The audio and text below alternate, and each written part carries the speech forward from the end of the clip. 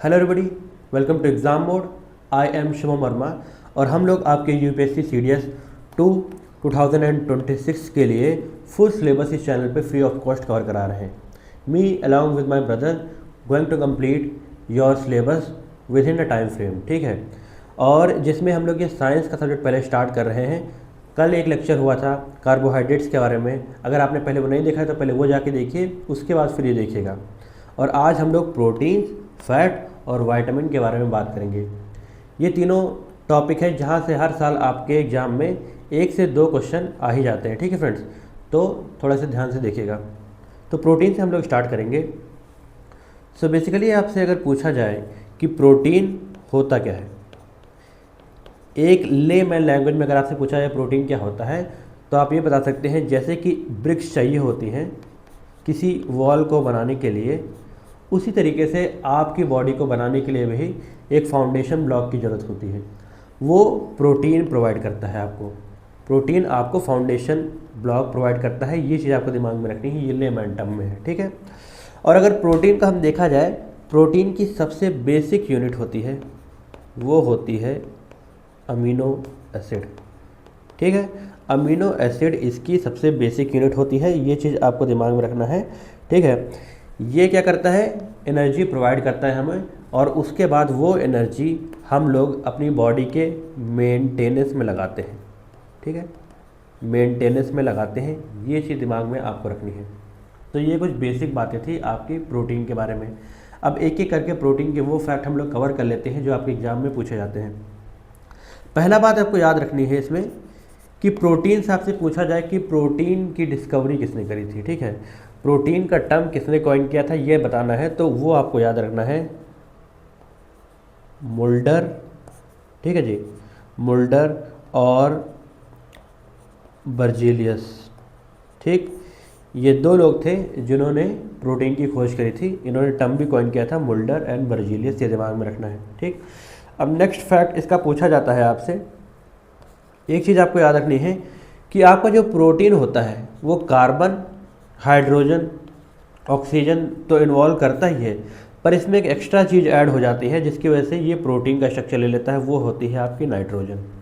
ये इसमें एक्स्ट्रा होता है। ये सिर्फ इकलौता ऐसा होता है जिसमें नाइट्रोजन पाया जाता है, तो आपको याद रखना है कि नाइट्रोजन आपके प्रोटीन में पाया जाता है, ठीक है जी। ये इकलौता होता है, ये दिमाग में रखना है। और आपका जो होता है approximately 15% of the body weight of human being, ठीक है। 15% of the body weight of human being जो होता है ये आपका प्रोटीन से बना होता है, ठीक है फ्रेंड्स। ये आपका प्रोटीन से बना होता है, ये चीज़ आपको दिमाग में रखनी है। एक चीज़ में ध्यान देने की और ज़रूरत है आपको कि प्रोटीन जो होता है आपका 1 ग्राम प्रोटीन से, 1 ग्राम प्रोटीन से आपका 4.3 किलो कैलोरी एनर्जी आपकी प्रोड्यूस होती है। कितनी होती है 1 ग्राम प्रोटीन से? 4.3 किलो कैलोरी एनर्जी आपकी प्रोड्यूस होती है 1 ग्राम प्रोटीन से, ये दिमाग में रखना है। और बेसिक अगर देखा जाए एक एवरेज ह्यूमन बीइंग को अगर उसका 1 केजी वेट है तो अप्रॉक्स में उसको 1 ग्राम प्रोटीन डेली ज़रूर खाना चाहिए, ठीक है। 1 ग्राम प्रोटीन जरूर खाना चाहिए। तो अगर आपका वेट है 67 केजी तो इसका मतलब है कि आपको अप्रॉक्सीमेटली आपको 67 ग्राम प्रोटीन डेली आपको इनटेक करना चाहिए ताकि आपकी बॉडी मेंटेन रहे, मसल्स आपकी बिल्डअप होती रहे। ये चीज़ होता है आपका प्रोटीन का काम, ठीक।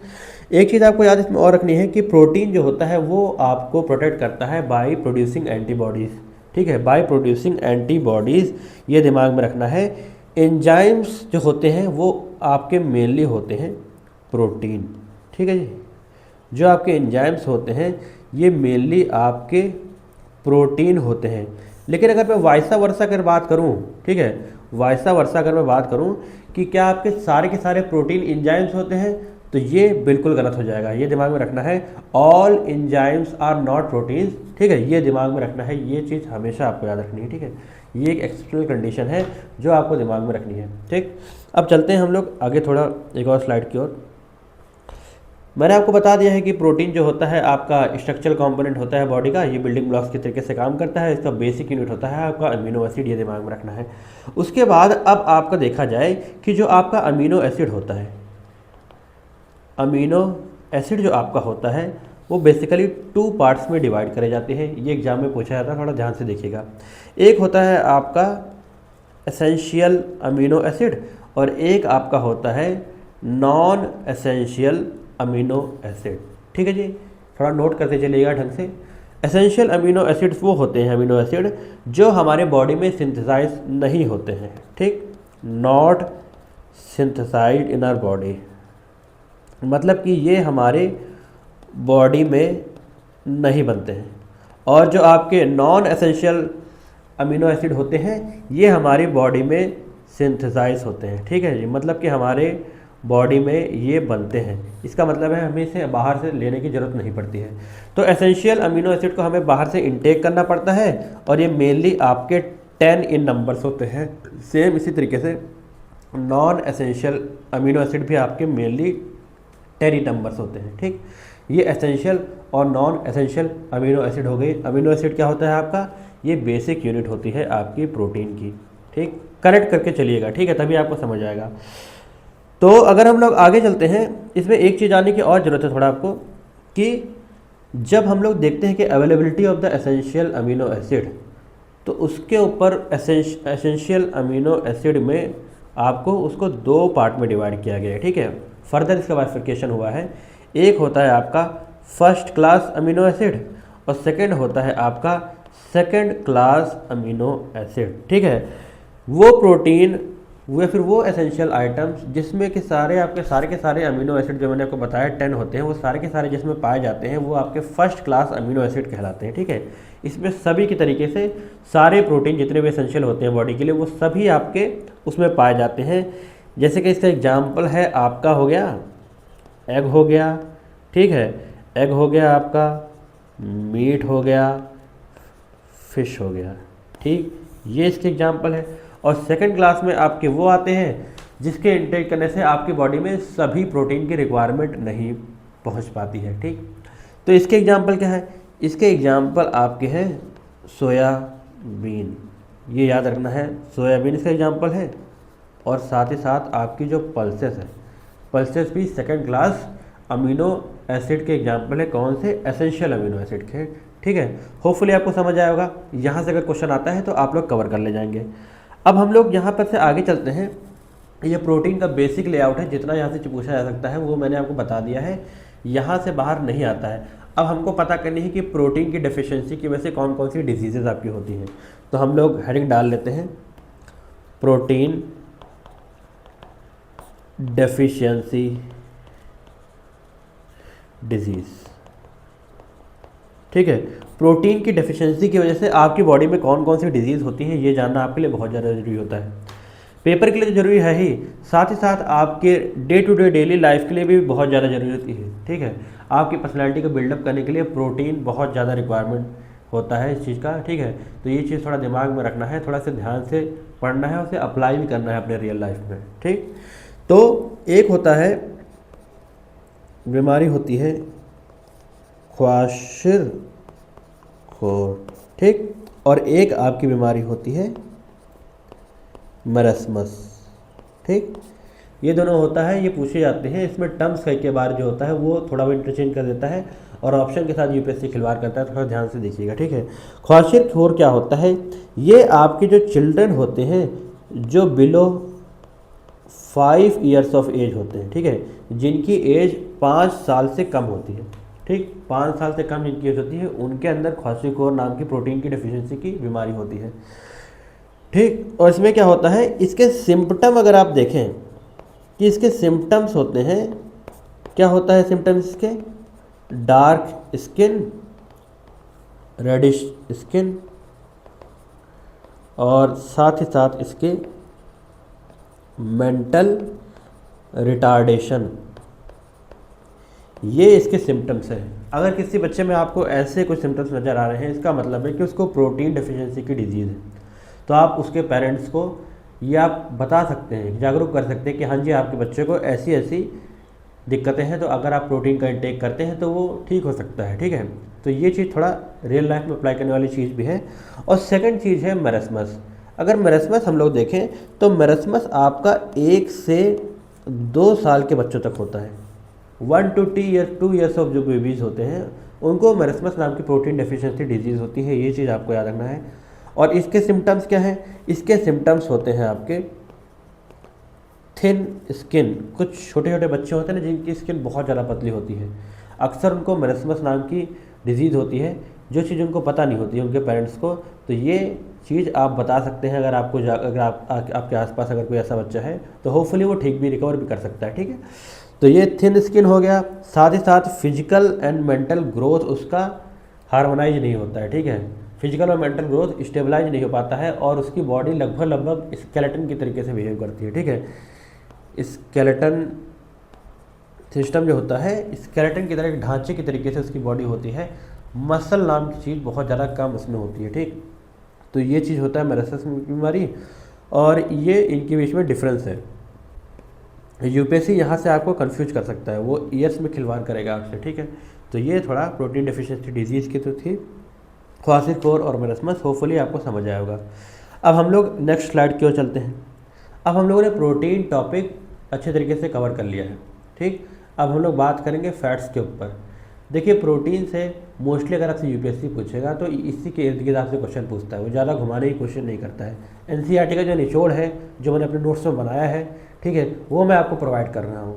ठीक है, थोड़ा इसे ध्यान से रखिएगा। अगर आप इसको नोट करते चलेंगे, एग्जाम टाइम में रिवाइज कर लेंगे, तो यूपीएससी का ही नहीं, साथ ही साथ जितने भी आपके स्टेट लेवल के या फिर अदर जो रेलवे वगैरह के भी एग्ज़ाम होते हैं, अगर आप लोग देते हैं, सीजीएल वगैरह भी देते हैं, तो उसमें भी जो साइंस पूछी जाती है उसके जो टॉपिक्स होते हैं आप आराम से इन लेक्चरों से आपके कवर हो जाएंगे। ठीक, ये थोड़ा दिमाग में रखिएगा। अब हम लोग फैट कंटिन्यू करते हैं। So our next topic is fats. ठीक है, फैट्स के बारे में देखते हैं। तो फैट बेसिकली क्या होता है? फैट आपके जो एग्ज़ाम में पूछा जाता है तो याद रखना है कि फैट जो होता है ये आपका होता है पॉलीमर ऑफ लिपिड। ठीक है, लिपिड का पॉलीमर जो होता है वो फैट कहलाता है।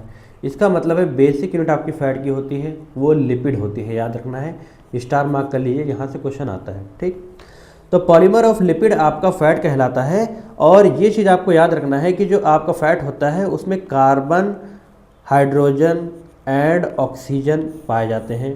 कार्बन, हाइड्रोजन एंड ऑक्सीजन पाए जाते हैं, लेकिन साथ ही साथ इसमें ये याद रखना है कि इसकी एक खासियत ये होती है कि इसमें हाइड्रोजन और जो ऑक्सीजन का आपका रेशियो होता है ये 2:1 नहीं होता है। ठीक है, 2:1 नहीं होता है। ठीक है, हमने कार्बोहाइड्रेट में पढ़ा था ऐसा होता है, लेकिन अगर आप फैट में देखेंगे तो हाइड्रोजन और ऑक्सीजन का रेशियो होता है वो 2:1 नहीं होता है। तो ये एक पहचानने का तरीका है कि ये आपका फैट है। ठीक है, और इससे पहले प्रोटीन में नाइट्रोजन पाया जाता था, मैंने आपको बताया था, लेकिन कार्बोहाइड्रेट और फैट में कैसे डिफरेंशिएट करेंगे वो इस तरीके से करेंगे, रेशियो के फॉर्म में। ठीक, आगे हम लोग चलते हैं कि जब केमिकल डिफ्यूजन होता है आपके फैट का जब केमिकल डिफ्यूजन होता है तो उसमें आपका फैटी एसिड और साथ ही साथ आपका ग्लिसरॉल प्रोड्यूस करता है। ग्लिसरॉल और फैटी एसिड का प्रोडक्शन आपका होता है जब डिफ्यूजन होता है आपका फैट्स का। ठीक है, और ये दोनों क्या करते हैं, ये दोनों मिलके आपका जो स्किन होती है उसकी मॉइस्चराइजेशन में हेल्प करते हैं। ठीक है, मॉइस्चराइजेशन ऑफ स्किन में हेल्प करते हैं आपके कौन, फैटी एसिड एंड ग्लिसरॉल। ये चीज़ आपको याद रखनी है। 1 ग्राम अगर आप फैट इंटेक करते हैं, 1 ग्राम फैट अगर आप इंटेक करते हैं तो उसमें रफली आपको कितनी एनर्जी मिलती है ये दिमाग में रखना है। तो ये आपको मिलती है 9.3 किलो कैलोरी। ठीक है, 9.3 किलो कैलोरी एनर्जी आपको 1 ग्राम फैट से मिलती है। अब आगे अगर हम लोग देखें तो फैट आपके होते हैं 2 तरीके के, एग्जाम में पूछे जाते हैं। फैट होते हैं आपके 2 तरीके के, कौन कौन से, सैचुरेटेड और साथ ही साथ आपका एक होता है अनसैचुरेटेड। ठीक है, अब एक बेसिक बात बताइए, मैं आपसे पूछता हूँ कि अनसैचुरेटेड या फिर सैचुरेटेड में से कौन सा आपकी बॉडी के लिए बहुत ज़्यादा हार्मफुल होता है, कौन सा आपकी बॉडी के लिए बहुत ज़्यादा हेल्पफुल होता है। आप सभी ने एनसीईआरटी में ज़रूर पढ़ा होगा इसे, तो ये चीज़ मुझे बताइए कि आपका कौन सा हार्मफुल होता है और कौन सा आपके लिए हेल्पफुल होता है। होपफुली आप में से बहुत सारे लोग को पता भी होगा। ठीक, और जिनको नहीं पता है वो थोड़ा ध्यान से समझिए। सैचुरेटेड फैटी एसिड ये होता है जो नॉर्मल रूम टेम्परेचर में आपके सेमी सॉलिड फॉर्म में होता है, ठीक है। सेमी सॉलिड फॉर्म में होता है किसमें? नॉर्मल रूम टेम्परेचर में, जो कि आपका होता है 25 डिग्री ±2 डिग्री सेल्सियस, ठीक, ये दिमाग में रखना है। और नॉर्मल रूम टेम्परेचर में जो अनसैचुरेटेड होता है ये आपका लिक्विड फॉर्म में पाया जाता है। किसमें? लिक्विड फॉर्म में पाया जाता है। ये दोनों डिफ्रेंशिएशन है, ठीक। आगे अगर हम लोग देखें तो एक चीज़ आपको यहाँ याद रखना है कि एनिमल फैट होते हैं, जितने भी आपके एनिमल फैट होते हैं ये सभी के सभी आपके सैचुरेटेड फैट में पाए जाते हैं, ठीक है। सैचुरेटेड फैट की कैटेगरी में आपके कौन से आते हैं? एनिमल फैट, ठीक। एनिमल फैट होता है सैचुरेटेड फैट की कैटेगरी में आता है। इसका एक एक्सेप्शन है जो क्वेश्चन में पूछा जाता है आपसे एग्जाम में, वो है आपका फिश, ठीक है। फिश जो होता है ये आपका अनसैचुरेटेड की कैटेगरी में आता है, ये चीज़ याद रखना है। अगर हम लोग अनसैचुरेटेड में अगर हम लोग आते हैं तो जितने भी आपके होते हैं प्लांट फैट होते हैं, ठीक है, जितने भी आपके प्लांट फैट होते हैं ये सभी के सभी आपके अनसैचुरेटेड कैटेगरी में आते हैं और मोस्टली आपके ये लिक्विड फॉर्म में पाए जाते हैं। लेकिन इसका भी एक एक्सेप्शन है। इसका एक्सेप्शन क्या है? कोकोनट ऑयल और साथ ही साथ आपका पाम ऑयल, ये आप क्या होते हैं? ये कई बार रूम टेम्परेचर पे ये सेमी सॉलिड फॉर्म में भी आ जाते हैं। आपने इसको एक्सपीरियंस भी किया होगा। तो अब मैं बता दूं कि सैचुरेटेड और अनसैचुरेटेड में से आपकी बॉडी के लिए अनसैचुरेटेड जो फैट होते हैं ये हेल्पफुल होते हैं और सैचुरेटेड फैट होते हैं ये आपके हार्मफुल होते हैं। धीरे धीरे आपको पता चल जाएगा क्यों होते हैं, ठीक। अनसैचुरेटेड फैट जो होते हैं उसमें ये चीज़ होता है कि जो सैचुरेटेड फैट होते हैं उसमें आपका ये सिंगल बॉन्ड पाए जाते हैं, ठीक है। कार्बन कार्बन के बीच में सिंगल बॉन्ड पाए जाते हैं, ये चीज़ दिमाग में रखना है। और इसमें क्या होता है कि इसलिए ये बॉडी के लिए आपके हार्मफुल होते हैं क्योंकि ये जो होते हैं फैट ये कोलेस्ट्रॉल की फॉर्म में आपकी जो नसें होती हैं, वेंस होती हैं, ब्लड सर्कुलेशन के लिए यहाँ पर जम जाते हैं। जैसे ये आपकी नस जा रही है तो यहाँ पर कोलेस्ट्रॉल, ऐसे आपका कोलेस्ट्रॉल जम जाएगा, ठीक है। ये है आपका कोलेस्ट्रॉल जैसे जम गया। जब कोलेस्ट्रॉल जम जाएगा तो ब्लड का जो फ्लो है वो अनरेगुलेटेड हो जाता है, ठीक है। उसके रेगुलेशन में कुछ कमी आ जाती है, मतलब कि वो फ्री फ्लो नहीं कर पाता है, जिसकी वजह से ज़्यादातर चांसेस होते हैं कि आपको जो हार्ट की जो डिजीज़ होती हैं ये इसी की वजह से होती है। किसकी वजह से? कोलेस्ट्रॉल की वजह से, बैड कोलेस्ट्रॉल की वजह से। और वो कोलेस्ट्रॉल किसकी वजह से फॉर्म होता है? वो आपका होता है ज़्यादातर आपके सैचुरेटेड फैटी एसिड की वजह से। होपफुली आपको ये समझ आया होगा, उसके पीछे का रीज़न भी पता चला होगा कि क्यों आपके लिए सैचुरेटेड फैट हार्मफुल होता है आपकी बॉडी के लिए, ठीक। अनसैचुरेटेड फैटी एसिड भी आपके दो तरीके के होते हैं, ये दिमाग में रखना है। जो अनसैचुरेटेड फैटी एसिड, अब मैं इसको यूआफा लिखूँगा, ठीक है, शॉर्ट फॉर्म में। ये आपके दो तरीके हो गए होते हैं। अनसैचुरेटेड वो जो आपके बॉडी के लिए हेल्पफुल होते हैं, कौन कौन से? एक होता है आपका मूफा, ठीक, सीधे आपके एग्जाम में पूछा जाता है, याद रखना है। मूफा होता है और एक होता है आपका पूफा, ठीक है। मूफा माने मोनो अनसैचुरेटेड फैटी एसिड और पूफा माने आपके पॉली अनसैचुरेटेड फैटी एसिड। तो ये दोनों आपके किसके? अनसैचुरेटेड फैटी एसिड के आपके टाइप्स हैं। होपफुली आपको ये दोनों पता चले होंगे, ठीक है। ये एक एक्स्ट्रा इन्फॉर्मेशन थी, याद रखिएगा। और सैचुरेटेड फैटी एसिड के बारे में हमने जाना। अब थोड़ा हम लोग देख लेते हैं कि वो कौन कौन से होते हैं जो आपके एसेंशियल फैटी एसिड्स होते हैं। एसेंशियल फैटी एसिड मतलब जैसे कि एसेंशियल आपके प्रोटीन थे वैसे ही आपके होते हैं, एक होते हैं essential fatty acid. Essential fatty acid वो फैटी एसिड होते हैं आपके जो आपके बॉडी में नहीं पाए जाते हैं और बाहर से उसे आपको इंटेक करना पड़ता है ताकि आपकी बॉडी नॉर्मल ढंग से चलती रहे, ठीक है।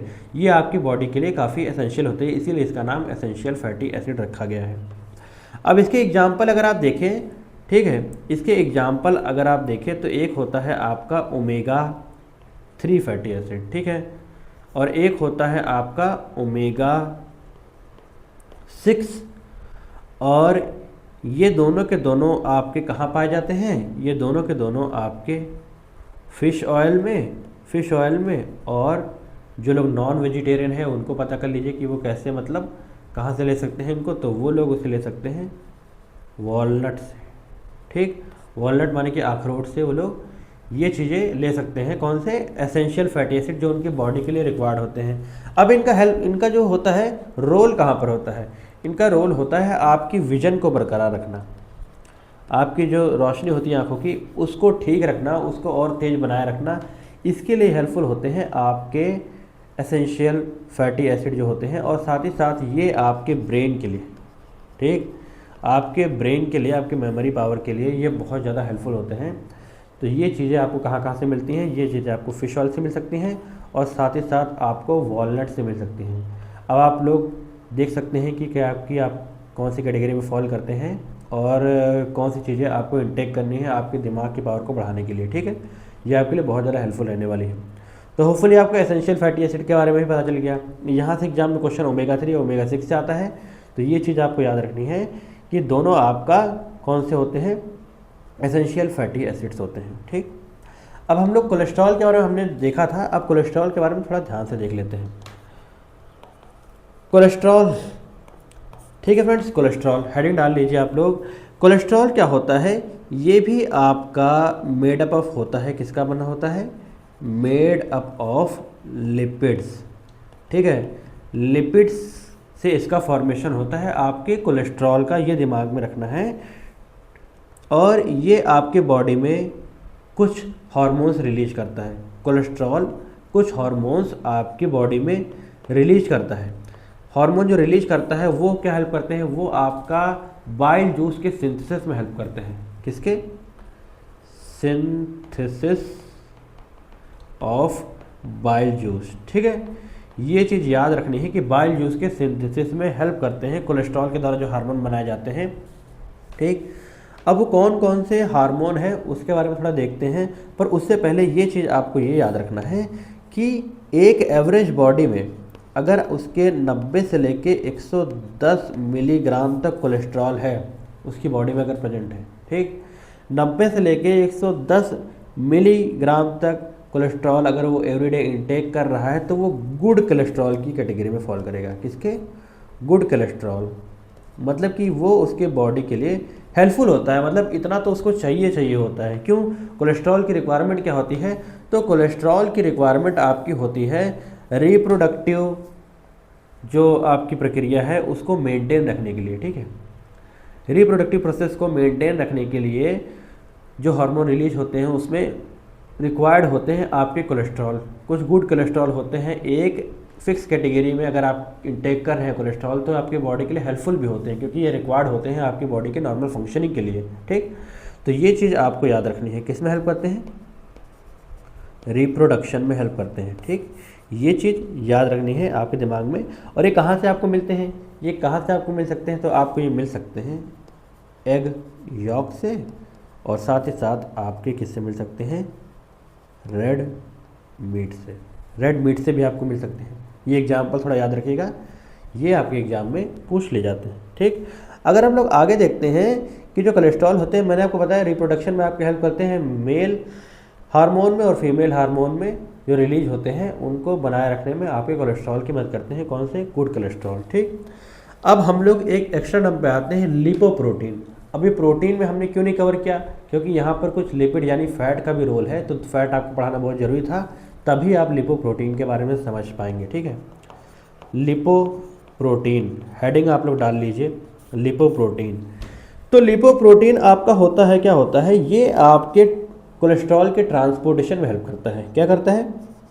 जो आपका कोलेस्ट्रॉल होता है इसका जो आपका ट्रांसपोर्टेशन होता है उसमें हेल्प करता है। कौन हेल्प करता है? आपका लिपोप्रोटीन आपका हेल्प करता है।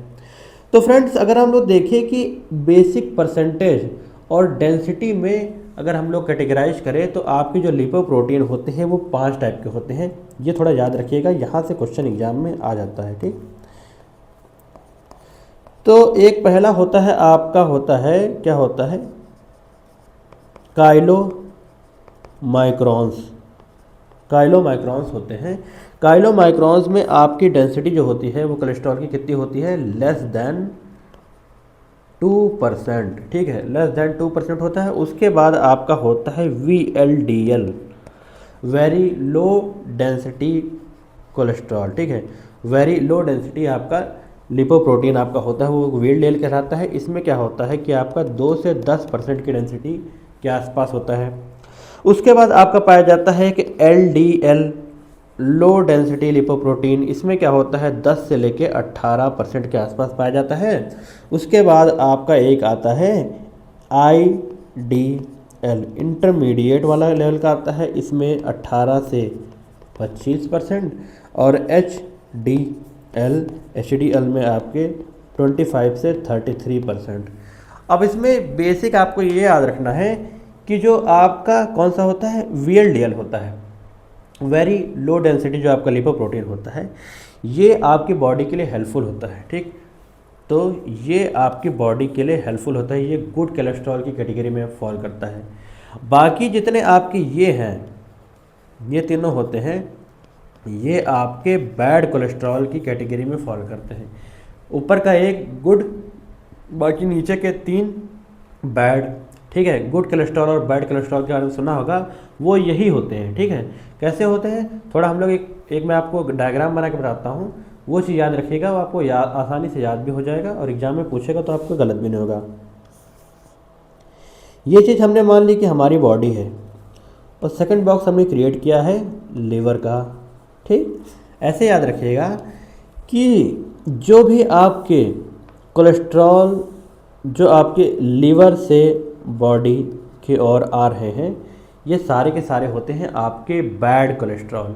लीवर से बॉडी की ओर आ रहे हैं, ठीक है। इसमें कौन कौन से आते हैं, काइलोमाइक्रॉन, VLDL, अच्छा सॉरी दोस्तों, मैंने यहाँ थोड़ा गलती कर दी। ये जो VLDL होता है ये बैड की कैटेगरी में आता है, ये भी बैड की कैटेगरी में आता है, ये भी लेकिन और जो आपका HDL होता है, ठीक है दोस्तों, HDL होता है ये गुड की कैटेगरी में आता है, ठीक है। मुझसे थोड़ा गलती हो गई, माफ़ करिएगा, ठीक। HDL जो आपका होता है, HDL आपका गुड की कैटेगरी में आता है, ये याद रखिएगा, ठीक है। आपका HDL गुड कैटेगरी में आता है, बाकी ऊपर के जितने होते हैं वो सारे बैड की कैटेगरी में आते हैं, ठीक। तो VLDL हो गया। उसके बाद अगर हम लोग IDL की बात करें और उसके बाद है LDL की बात करें, ये चारों के चारों होते हैं, ये बैड कोलेस्ट्रॉल की कैटेगरी में आते हैं। किसमें, बैड कोलेस्ट्रॉल की कैटेगरी में आते हैं। और जो आपके बॉडी से जो लीवर की ओर जो ट्रांसफ़र होते हैं, जो रिक्वायर्ड होते हैं आपकी बॉडी के नॉर्मल फंक्शनिंग के लिए, जैसे मैंने आपको बताया रिप्रोडक्शन के लिए, तो ये रिक्वायर्ड कोलेस्ट्रॉल होते हैं। और ये सभी के सभी आपके होते हैं गुड कोलेस्ट्रॉल, ये गुड कोलेस्ट्रॉल की कैटेगरी में फॉल करते हैं। और इसका एग्जांपल है आपका, एक प्राइम एग्जांपल है HDL होता है, वो आपका कौन सा होता है, ये आपका गुड कोलेस्ट्रॉल होता है, ये दिमाग में रखना है। ये क्या करता है, ये सिंथेसिस ऑफ बाइल जूस, मतलब बाइल जूस का जो बनाने में, सिंथेसिस करने में हेल्प करता है। गुड कोलेस्ट्रॉल कौन सा, आपका HDL, ठीक है। लिख देता हूँ आपको मैं, सिंथेसिस ऑफ बाइल जूस, ठीक। ये जो है ये इसमें हेल्प करता है आपके, ठीक है। तो यहाँ से ये चीज़ आपको याद करने की ज़रूरत थी। इस तरीके से अगर बनाएंगे तो आप भूलेंगे भी नहीं कि ये बैड कोलेस्ट्रॉल की कैटेगरी में आता है और ये गुड कोलेस्ट्रॉल की कैटेगरी में कौन सा आता है। एग्जाम में आएगा तो आप लोग उसको गलत करके नहीं आएंगे, ठीक है। आगे हम लोग जान लेते हैं अगला टॉपिक आपका hydrogenation of fat. Hydrogenation of fats, ठीक है। जब भी आपका अनसैचुरेटेड जो आपका फैट होता है वो सैचुरेटेड फैट्स में कन्वर्ट करते हैं, उसको हाइड्रोजनेशन कहलाते हैं। तो वो हाइड्रोजनेशन ऑफ द फैट आपका होता है, आपने पढ़ा भी होगा 9th क्लास में, जो आपका निकल और साथ में आपका कैडमियम की हेल्प में जो आपके अनसैचुरेटेड फैट्स होते हैं वो सैचुरेटेड में कन्वर्ट किए जाते हैं, जिसकी वजह से, जिसका एग्जाम्पल है आपका वनस्पति घी, ठीक है, जिसको डालडा भी कहते हैं। ये सारे के सारे आपके सैचुरेटेड फैटी एसिड के फॉर्म में आते हैं। इसमें क्या होता है, हाइड्रोजन गैस जो होती है वो रिलीज होती है, ठीक, बॉन्ड ब्रेक होता है और उसके बाद वो सैचुरेटेड में कन्वर्ट हो जाता है।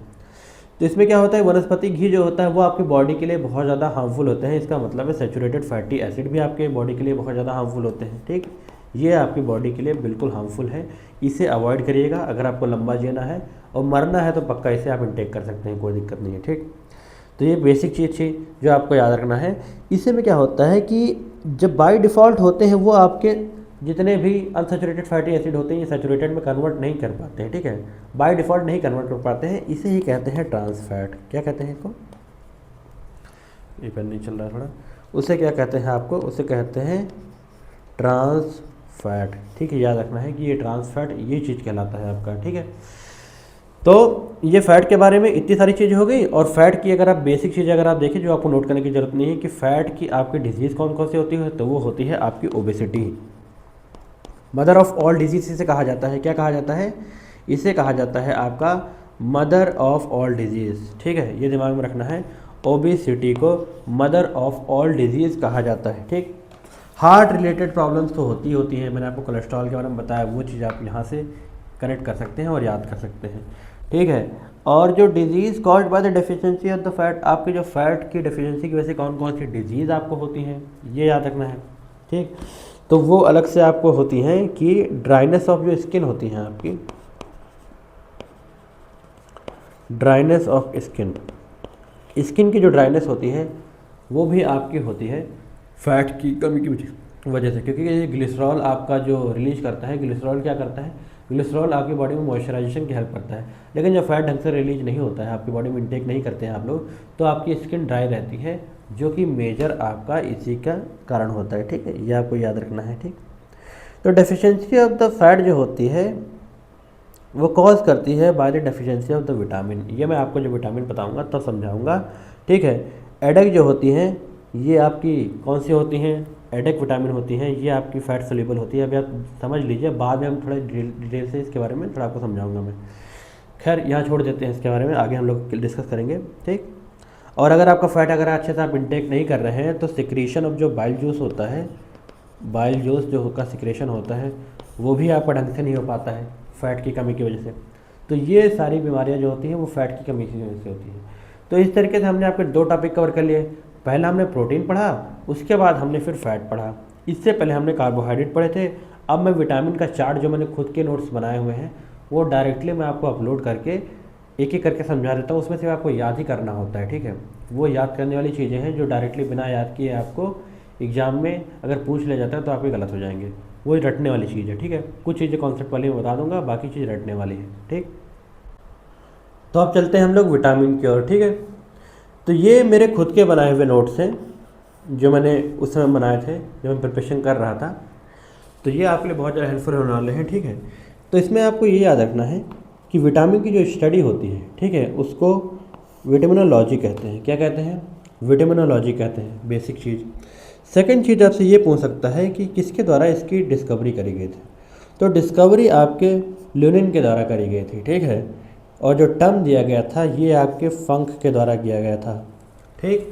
Both did very similar work, यहाँ पर मैंने ये ऐड किया हुआ है। तो एग्ज़ाम में अगर आपसे पूछा जाए कि विटामिन इज डिस्कवर्ड बाय, किसके द्वारा, अगर आप चार ऑप्शन देते हैं तो आपको अगर आप उसमें टिक करके आना है आपको फंक, ठीक। अगर आपको ऑप्शन में कहीं भी आपको ल्यूनिन नज़र ना आए और अगर डिस्कवरी पूछी जाए तो उसमें आप फंक टिक करके आना है, नन ऑफ द दीज भी दे रखा है तब भी आपको उसमें फंक ही टिक करके आना है, ठीक है, आपका सही होगा वो।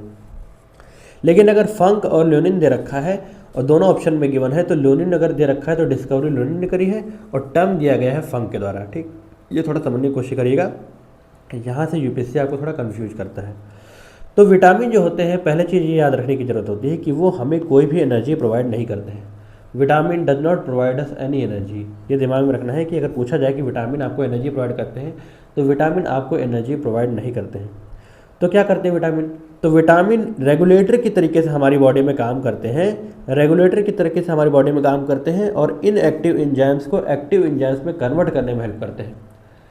इनएक्टिव एंजाइम्स को एक्टिव एंजाइम्स में कन्वर्ट करने की हेल्प करते हैं आपके विटामिन। तो on the basis of the solubility, solubility के हिसाब से दो तरीके से आपकी विटामिन होती है, एक होती है वाटर सोल्यूबल और एक होती है आपकी फैट सोल्यूबल। वाटर सोल्यूबल आपकी विटामिन होती है बी और सी और ADE मतलब कि एडेक, एडेक ऐसे याद कर सकते हैं आप, ये आपकी होती है फैट सोल्यूबल। जो मैंने पीछे बताया था आपको फैट्स में, वो ये विटामिन, ठीक। फैट सोल्यूबल और वाटर सोल्यूबल में कैटेगराइजेशन का हो गया, ठीक है। तो अब हम लोग पढ़ेंगे विटामिन के चार्ट के बारे में। तो ये है आपका विटामिन का चार्ट और उसकी डेफिशिएंसी डिजीज़ और उसके सोर्सेस आपको कहाँ से वो मिल सकते हैं। विटामिन ए को पहले याद रखिए कि उसको रेटिनॉल के नाम से भी जाना जाता है और इसकी डेफिशिएंसी डिजीज़ कौन कौन सी होती है, नाइट ब्लाइंडनेस होती है, ठीक है, और ज़ीरोथैल्मिया होती है। मतलब कि ज़ीरोथैल्मिया क्या होता है, जो आपका लैक्रिमल ग्लैंड होता है या फिर टीयर ग्लैंड जिसको कहा जाता है, ठीक है, उसमें अगर प्रॉब्लम आ रही है तो ये आपका किसकी वजह से होता है, ये आपके विटामिन ए की कमी की वजह से होता है। नाइट ब्लाइंडनेस भी उसकी वजह से होता है, ठीक, मतलब कि इनविजिबिलिटी इन लो लाइट्स उसे नाइट ब्लाइंडनेस कहते हैं, ठीक है। और रेपिडेंटी इन्फेक्शन जो आपका फीवर बार बार आपको हो रहा है वो इसी की वजह से आपका होता है। किसकी वजह से होता है, विटामिन ए की कमी की वजह से होता है। ग्रोथ डिले कर रही है तब भी, लेकिन बेसिक आपको ये याद रखना है कि ये दोनों आपको याद रखने हैं, कौन कौन से, नाइट ब्लाइंडनेस और ज़ीरोथैल्मिया आपके विटामिन ए की कमी की वजह से होते हैं। इसके सोर्सेस वही बेसिक सारे, मीट, एग, कैरेट, गुआवा, ये सारी चीज़ें हैं, वो ज़्यादा याद करने की जरूरत नहीं है। बस बेसिक आपको कौन कौन सी डेफिशिएंसी डिजीज़ होती हैं और उसका दूसरा नाम क्या होता है ये याद रखना है, ठीक। और ये क्या होता है कि एक्सेस जो होता है, एक्सेस अगर विटामिन आपकी ये प्रोड्यूस हो जाती है तो वो कहाँ आपकी स्टोर होती है, तो वो स्टोर होती है आपके लिवर में। ये चीज़ याद रखनी है कि लिवर में आपकी स्टोर होती है। अब आगे हम लोग चलते हैं विटामिन बी की ओर। विटामिन बी में कैटेगराइजेशन अलग अलग तरीके से होता है, जिसमें B1 होता है उसको कहते हैं थायमिन। विटामिन B1 क्या कहते हैं, थायमिन कहते हैं। और इसकी कमी की वजह से बेरी बेरी डिजीज़ आपको होती है। बेरी बेरी डिजीज़ का मतलब होता है वेट लॉस। अगर आपका वेट लॉस बहुत तगड़े तरीके से हो रहा है तो आपको विटामिन B1 यानी थायमिन की कमी है। तो और उसके साथ ही साथ अगर इरेगुलर हार्ट बीट हो रही है और इमोशनल डिस्टर्बेंस हो रहा है तो वो भी आपका एक सिम्टम है कि उसकी कि आप किसकी वजह से, विटामिन B1 की कमी की वजह से ये चीज़ें आपको हो रही हैं। Loose motion, loss of hunger and weight, ये भी इसी विटामिन B1 की कमी की वजह से होती है। और किसकी वजह से आपको मिलता है ये दिमाग में रखना है कि मीट, एग, मिल्क, वही सब कुछ जो बेसिक चीज़ें हैं उसकी वजह से आपकी ये कमी पूरी हो सकती है। आगे हम लोग बात करते हैं विटामिन B2 के बारे में। विटामिन B2 को आपको राइबोफ्लेविन भी कहा जाता है, इसी को येलो एंजाइम भी कहते हैं और इसी को विटामिन जी के नाम से भी जाना जाता है, ठीक। विटामिन जी के नाम से भी जाना जाता है किसको, विटामिन B2 को, ठीक। इसमें क्या होता है, आपकी जो आँखें होती हैं अगर रेड लाल हो जाती हैं, तो बहुत लोग की आँखें होती हैं कुछ देर बाद थोड़ी थोड़ी देर पर लाल होती रहती हैं, ठीक है, कुछ कमी की वजह से, तो वो कमी होती है आपकी विटामिन B2। रेडनेस ऑफ आई, साथ ही साथ अल्सर इन टंग, ठीक है, एंड माउथ, किस लोग के छाले पड़ जाते हैं ना जेब में और साथ ही साथ उनके गाल के किनारे वगैरह, तो वो विटामिन B2 की कमी की वजह से होता है, ठीक। इसीलिए आपने देखा होगा कि कई बार आप दवा लेने जाते हैं तो आपको अल्सर या कि विटामिन के लिए विटामिन B कॉम्प्लेक्स के आपको कैप्सूल दिए जाते हैं। वो विटामिन B कॉम्प्लेक्स जो होता है वो विटामिन B2 की कमी को पूरी करने के लिए होता है। ये चीज़ आपको दिमाग में रखनी है, ठीक। साथ ही साथ जो क्रैक्स अपीयर होते हैं आपके किसमें होते हैं, लिप्स में जो क्रैक्स नहीं हो जाते हैं बहुत लोग के कि हाँ वैसलीन लगाते हैं, ठीक, ब्लड आने लगता है, तो वो क्रैक्स आपका विटामिन B2 की कमी की वजह से होता है। ये दिमाग में रखना है। ये किसकी वजह से होता है, formation rate of RBC disease कर, मतलब जो RBC डिक्रीज कर जाता है, इसमें लिखा हुआ है। अगर आपके विटामिन B2 की आपकी बॉडी में कमी है तो जो आपका रेड ब्लड सेल का फॉर्मेशन जो आपका होता है वो बहुत धीरे धीरे होगा, ये दिमाग में रखना है। साथ ही साथ लिप्स आपके फटेंगे। दूसरी बात, इसी चीज़ मैंने आपको बताई है, रेडनेस ऑफ आईज, अल्सर जो हो जाता है, ये सारी की सारी जो गंभीर बीमारियां होती हैं ये आपकी विटामिन B2 की कमी की वजह से होती हैं। और इसका कमी आप कैसे पूरी कर सकते हैं, इसकी meat, egg, milk, fish, liver, mushroom, ये सब बेसिक चीज़ें वही दे रखी हैं, उनको इनटेक करते रहिए, उसकी वजह से ये कमी आपकी नहीं होगी और आपको ये डिजीज़ नहीं होगी। बेसिक याद रखना है कि विटामिन जी भी विटामिन B2 को कहते हैं। ये एक्स्ट्रा इन्फॉर्मेशन थोड़ा याद करने की ज़रूरत है। आगे चलते हैं, विटामिन B3 के बारे में बात करते हैं। इसको कहते हैं नियासिन कहते हैं और इसी को निकोटेनिक एसिड भी कहते हैं, ठीक है, ये दिमाग में रखना है। मतलब कि ये विटामिन ऐसी विटामिन होती है जो निकोटिन को क्या करती है, कंटेन करती है, ठीक। विटामिन B3 को नियासिन कहते हैं।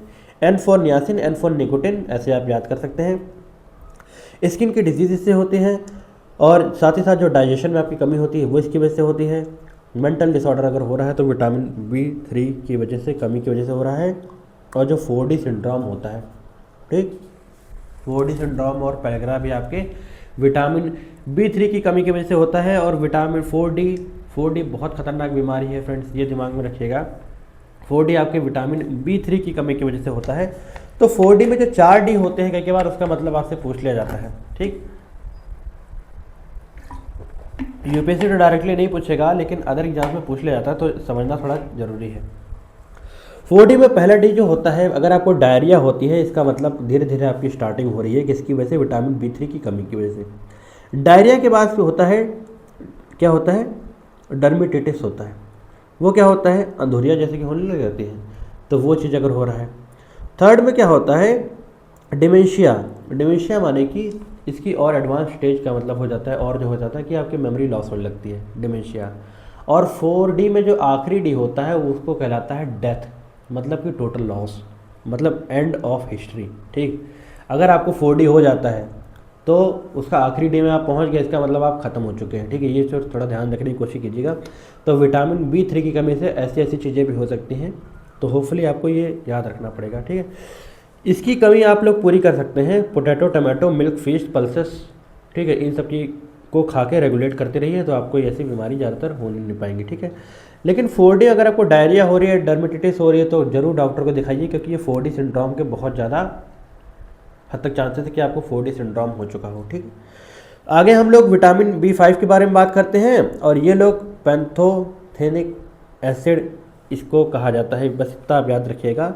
इसमें बर्निंग फीट सिंड्रोम के नाम से भी इस बीमारी को जाना जाता है, ठीक है। इसकी कमी की वजह से, विटामिन B5 की कमी की वजह से। इसमें 2 चीज़ें याद करनी है, सब कुछ नहीं पढ़ना है, जो बता रहा हूँ उतने पढ़ना है। विटामिन B6 में पैराडॉक्सिन कहा जाता है, और इसमें आपकी anaemia, dermatitis, nervousness, loss of weight से बीमारी याद रखनी है। ये चीज़ है, इसका नाम याद रखिए, और इसकी कौन कौन सी बीमारी होती है ये आपको रटना पड़ेगा। विटामिन B7 जिसको हम लोग बायोटिन भी कहते हैं, सल्फर इस विटामिन में पाया जाता है। इस विटामिन में सल्फर पाया जाता है, इसको बायोटिन भी कहते हैं, ये याद रखना है। और इसकी वजह से essential for the formation of DNA, आपकी DNA के फॉर्मेशन के लिए आपका विटामिन B7 बहुत ज़्यादा इंपॉर्टेंट होता है, ये चीज़ आपको याद रखनी है, ठीक है। लॉस ऑफ हेयर जो होते हैं वो भी आपके विटामिन B की कमी की वजह से होता है। किसके? विटामिन B7 की कमी से, बायोटिन, ये चीज़ याद रखना है, ठीक है। कॉमन डिजीज़ है, जो चीज़ आपको याद रखनी पड़ेगी, कौन सी? लॉस ऑफ हेयर, ठीक। पैरालिसिस भी कई के बाद इसकी वजह से होता है। उसके बाद B9 में हम चलते हैं। B9 को फॉलिक एसिड या फिर विटामिन M के नाम से भी जाना जाता है, विटामिन M के नाम से भी इसे जाना जाता है, ठीक है। एसेंशियल होता है आपके प्रेग्नेंट लेडीज़ की वजह से, प्रेग्नेंट लेडीज़ में और जो बच्चों में होते हैं, ये विटामिन आपकी एसेंशियल होती है, मतलब इसे बाहर से इंटेक करना पड़ता है in the form of iron, क्योंकि इसमें आयरन प्रोड्यूस होता है, इसमें आयरन प्रेजेंट होता है, इसीलिए विटामिन B9 इन लोगों के लिए ये बहुत ज़्यादा इंपॉर्टेंट होता है, ठीक। ये चीज़ दिमाग में रखना है। ये क्या बोलते हैं, मेगलोब्लास्टिक जो आपकी अनीमिया होती है, ठीक है, इस तरीके की अनीमिया को कमी करने, क्या बोलते हैं, दूर करने के लिए आपको विटामिन B9 की ज़रूरत पड़ती है, ठीक है फ्रेंड। ये चीज़ याद रखिएगा, थोड़ा इंपॉर्टेंट है याद रखने के लिए। प्रेग्नेंट लेडीज़ और चिल्ड्रन वाला केस जरूर याद रखिएगा। विटामिन B9 को फॉलिक एसिड कहते हैं। उसके बाद हम लोग अब आ जाते हैं विटामिन B12 के, ठीक है। इसको साइनोबेलोमिन भी कहा जाता है, ठीक है से, ये दिमाग में रखना है। मेंटल डिसऑर्डर अगर है आपको, किसी को मतलब है, सॉरी आपको नहीं है, तो इसका मतलब चांसेस है, और परनीशियस अनीमिया है तो इसका मतलब चांसेस है कि उसको विटामिन B12 की कमी हो। इसकी कमी आप लोग ये ऐसे पूरी कर सकते हैं, वो चीज़ आपको याद नहीं करना है, क्योंकि ये चीज़ कॉमन लगभग सब में एक ही समान की है, ठीक। और एक चीज़ में एक्स्ट्रा याद करनी है कि जो आपकी विटामिन B12 होती है, सबसे इंपॉर्टेंट चीज़, ये आपकी नॉन वेज विटामिन है। पूछी जाए नॉन वेज विटामिन कौन सी है, तो वो होती है विटामिन B12। क्यों? क्योंकि विटामिन B12 आपकी हरी सब्जियों में नहीं पाई जाती है, ये सिर्फ और सिर्फ आपको मीट, एग, फिशेस इसी में मिल सकती है, ठीक है। तो यहाँ पर देखिए, यहाँ जो मिल्क लिख रखा है ये थोड़ा आपका यहाँ पर गलत ही नहीं आएगा, क्योंकि यहाँ पर ये नॉन वेज विटामिन होती है, ठीक है, ये दिमाग में रखेगा। तो ये आपका यहाँ नहीं पाया जाता है, ठीक। आगे हम लोग विटामिन C की ओर चलते हैं। अब ये विटामिन B के जितने पार्ट थे वो हमने कवर कर लिए हैं। विटामिन C को एस्कॉर्बिक एसिड भी कहा जाता है, और ये वेज विटामिन होती है। इसका मतलब है कि ये नॉन वेज में नहीं पाई जाती है, ये भी एक एक्स्ट्रा केस है। विटामिन C आपके वेज में पाई जाती है, नॉन वेज जितनी भी चीज़ें होती है उसमें विटामिन C नहीं पाई जाती है। विटामिन C की कमी की वजह से स्कर्वी होता है। स्कर्वी क्या होता है? Swelling and bleeding of the gums, जो आपके गम्स होते हैं, ठीक है, दांतों के मसूड़े होते हैं, कई बार वो स्वेल कर जाते हैं और वहाँ से खून निकलने लगता है, वो किसकी कमी से वजह से होता है? वो विटामिन सी की कमी की वजह से होता है। और साथ ही साथ अगर आपकी वीकनेस ऑफ बोन्स है तो वो भी चांसेस है कि आपके विटामिन सी की कमी की वजह से हो, ठीक है। इसके लिए आपको juicy citrus fruit, green chilli, इसके लिए सबसे ज़्यादा हेल्पफुल होते हैं इस बीमारी को रोकने के लिए, ठीक है जी। एक चीज़ में याद रखना है कि यहाँ पर एक चीज़ मैंने नोट बना के लिखा हुआ है कि अगर हीटिंग हो जा रही है, हीट में अगर आप रख दे रहे हैं कुछ खाना जिसमें विटामिन सी है, तो आपकी विटामिन सी लॉस हो जाएगी, ये दिमाग में रखना है, ठीक। ये चीज़ आपके लिए इम्पॉर्टेंट है। अगला हम लोग चलते हैं विटामिन डी की ओर। अब विटामिन डी कैल्सीफेरॉल कहते हैं, इसको सनशाइन विटामिन भी कहते हैं, बेसिक है। और ये रिकेट्स जो बच्चों की कमी होती है, बच्चों में, छोटे बच्चों में होते हैं, वो शेप्ड जिनके लेग्स हो जाते हैं, वो विटामिन डी की कमी की वजह से होते हैं। और एडल्ट्स में ऑस्टियोमेलेसिया, ठीक है, जिसमें उनकी बोन्स जो होती हैं वो सॉफ्ट हो जाती है और वीक हो जाती है, वो विटामिन डी की कमी की वजह से होती हैं। तो विटामिन डी आपको धूप से भी मिलती है, ये सबसे बेसिक चीज़ है, तो ये याद रखिएगा। विटामिन डी को कैल्सीफेरॉल कहते हैं। विटामिन ई को टोकोफेरॉल कहते हैं। और इनफर्टिलिटी की जो कंडीशंस होती है वो विटामिन ई की कमी की वजह से आती हैं, बस यहाँ से ये याद रखना है। इसको ब्यूटी विटामिन भी कहते हैं। क्या कहते हैं? इसे ब्यूटी विटामिन भी कहते हैं, ये चीज़ याद रखिएगा। किसको? विटामिन ई को। नोट करते चलिए, ये इंपॉर्टेंट चीज़ें पूछी जाती हैं आपके एग्जाम में, ठीक है। रिंकल फ्री जो आपकी स्किन होती है, ठीक है, ये आपके विटामिन ई की फुलफिलमेंट की वजह से होती है। अगर इसकी कमी हो गई है तो रिंकल्स आपके पड़ने, झुर्रियाँ जो होती हैं वो पड़नी चालू हो जाती हैं, ठीक है, विटामिन ई की कमी की वजह से। उसके बाद लास्ट में हम आते हैं, वो है हमारी विटामिन के, ठीक है, विटामिन के में आते हैं। इसको आपको फाइलोक्विनोन भी और नेप्थोक्विनोन के नाम से भी जाना जाता है। और ये क्या करता है? ब्लड क्लॉटिंग जो आपका डिले होता है, किसी के शरीर में अगर मान के जैसे चोट लग जाती है और वो ब्लड क्लॉटिंग डिले कर रहा है, तो इसका मतलब है कि उसको विटामिन के की कमी है, ठीक है फ्रेंड्स, उसको विटामिन के की कमी है, ये दिमाग में रखिएगा। It makes the nerve cramp, कई के बाद जो नस खिंचना नहीं होता है, जिसकी किसी किसी की जो नसें खिंच जाती हैं, वो नसों का जो खिंचाव होता है वो विटामिन के की कमी की वजह से होता है। और ये फुलफिल आप कर सकते हैं carrot, tomato, green leafy vegetable, meat, fish, egg and milk, जो कि बेसिक चीज़ें हैं। यहाँ इसकी कमी की वजह से कई के बार आपको ये सारी बीमारी हो सकती है। कौन कौन सी? ब्लड क्लॉटिंग वाली, ब्लड क्लॉटिंग डिले करना, और साथ ही साथ स्क्रैम्स पड़ना। तो इस तरीके से हमने आपके आज कौन कौन से टॉपिक कवर किए? प्रोटीन, फैट्स, और उसके बाद विटामिन का टॉपिक कवर किया है। अगर आप लोग ढंग से ये लोग पढ़ लेते हैं और आपने नोट्स बनाए होंगे, ठीक है, मैं नोट्स टेलीग्राम में भी डालने की कोशिश करूँगा, रफ आइडिया है, मोटा मोटा आप देख सकते हैं यहाँ से।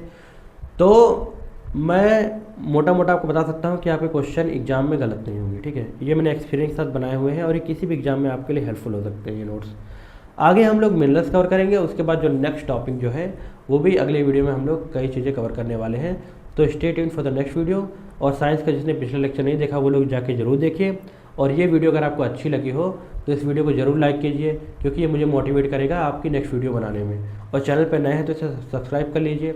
मैं इस चैनल पे मेरे भाई के साथ टोटल आपका जो सिलेबस है आपके CDS का, और साथ में हम लोग NDA का भी स्टार्ट करने वाले हैं, दोनों का सिलेबस हम लोग फ्री ऑफ कॉस्ट इस चैनल पे कवर कराएंगे विद क्वालिटी कंटेंट, ठीक है। ये IAS लेवल का, PCS लेवल का कंटेंट मैं आपको पढ़ा रहा हूँ, ठीक है, जिससे स्टेट PCS में एग्जाम में पूछे जाते हैं उसका कंटेंट पढ़ा रहा हूँ। और UPSC CDS के एग्जाम में, फिर इंडिया के एग्जाम में इससे क्वेश्चन बाहर नहीं आएगा इस टॉपिक से, ये मैं आपको गारंटी देता हूँ। थैंक्स फॉर वॉचिंग, मिलते हैं नेक्स्ट वीडियो में। जय हिंद, जय भारत।